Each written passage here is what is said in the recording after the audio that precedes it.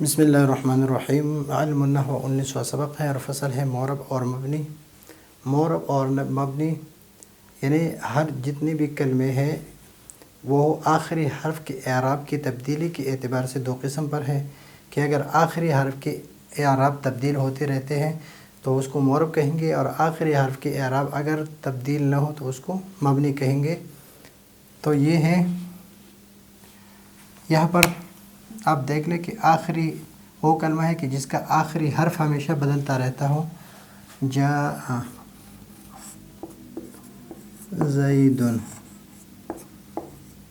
رأیت زیدا، مررت بزید، مررت بزید۔ اب یہاں پر دیکھو کہ زید کے آخر میں یہاں پر پیش ہے، یہاں پر دو زبر ہے، یہاں پر دو زیر ہے، یعنی پیش زبر اور زر یہ تبدیل ہو گئے۔ اس میں یہاں پر زیدن ہے، یہاں زیدن ہے، اور یہاں بزیدن ہے۔ تو وہ کلمہ جس کا آخری حرف یہ ہے آخری، تو یہاں پر یہ لکھا ہے کہ آخری حرف، یہ آخری حرف ہمیشہ بدلتے رہتے، تو یہ دال ہے، یہ دال ہی رہے گا، آخری حرف یہی رہے گا، آخری حرف نہیں بدلے گا، بلکہ آخری حرف کے اعراب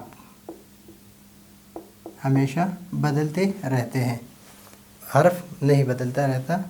آپ اگر کتاب میں پڑھیں گے تو اس کی جگہ یہی پر میرے خیال پہ یہ صحیح آئے گا۔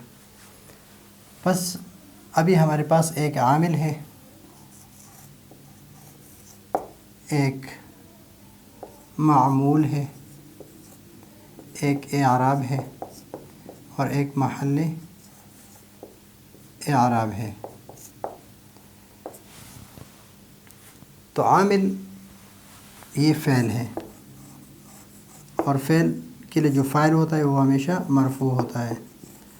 تو فعل فاعل مل کر جملہ فعلیہ خبریہ ہے، اور یہ اس میں عامل ہے، یہ عامل ہے۔ تو جب یہ عامل ہو گیا تو یہ زیدن جو ہے یہ معمول بن گیا، معمول، اور یہ پیش جو ہے یہ اعراب، اور یہ دال یہ محل اعراب ہے۔ جاء عامل، زیدن معمول، اور یہ پیش اعراب، اور دال محل اعراب ہے۔ اس طرح رأیت فعل فاعل، اور زید مفعول بھی، اور مفعول بھی ہمیشہ منصوب ہوتا ہے، مفعول بھی۔ تو رأیت یہ عامل ہے، اور یہ زید یہ معمول ہے، دال یہ اعراب ہے، اور دال یہ محل اعراب ہے۔ اس طرح یہ با حرف جر یہ عامل ہے، اور اس نے یہاں پر عمل کیا ہے تو یہ معمول ہے، اور اس کا عمل کیا ہے کہ اس نے جر دیا ہے، یہ جر دینا یہ عمل ہے، اور یہ دال یہ محل اعراب ہے، اور یہ اعراب ہے۔ تو اسی طرح آپ سبق کو ابھی دیکھ لیں کہ وہ کلمہ کہ جس کا آخری حرف کے اعراب ہمیشہ بدلتے رہتے ہیں، بس جس کے سبب سے یہ تبدیلی ہوتی ہے، یعنی جو اعراب بدلتے ہیں، حرف نہیں، جو اعراب بدلتے ہیں اس کو، جس کی وجہ سے بدلتے ہیں اس کو عامل کہتے ہیں، اور جو چیز آخری حرف سے بدلتی ہے یہ صحیح نہیں ہے یہاں پر،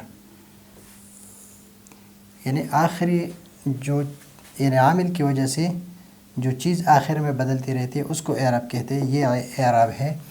پھر اعراب کہتے ہیں کہ اعراب دو قسم پر ہے، ایک ضمہ فتحہ اور کسرہ یہ ہے، اور یا الف، اس طرح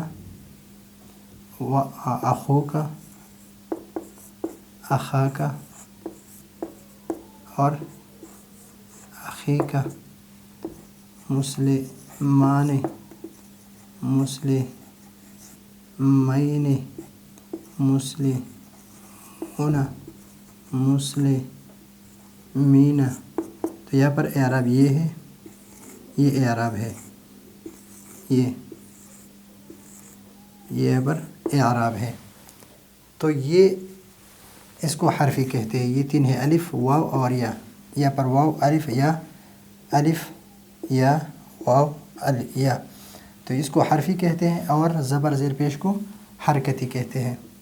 लेकिन इस ज़म्मा, फ़तहा और कसरा में मैं आपको एक बात बता रहा हूँ कि एक है ज़म,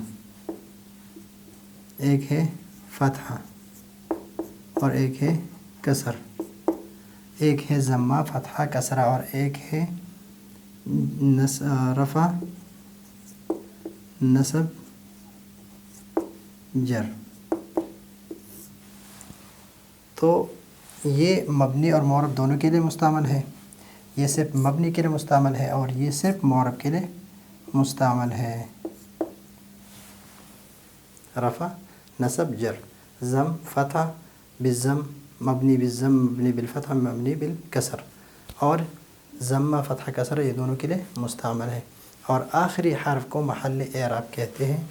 मसलन यह दाल है तो ये महल एराब है, इसको महल एराब कहते हैं।